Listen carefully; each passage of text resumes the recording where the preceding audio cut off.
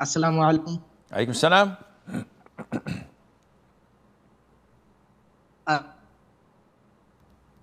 This statement mocks Islam or not. So a girl saw a black cockroach, and it is very uncommon in our country to see black cockroaches because most of them are brown. So she said that I think that the parents of this cockroach committed Zina, that is why Allah punished it and created it black. So I is don't. this I do considered? not understand your question, Shah. It's totally. I don't understand it. If a girl commented on a boy because his color is different than his parents, and she said, "I think that his parents committed zina, and he's the result of that." This is slandering. This is qadf.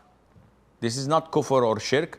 It is a major sin because she slandered the mother of committing adultery with someone other than her husband, and she slandered the boy of not being a legitimate son, and Allah knows best.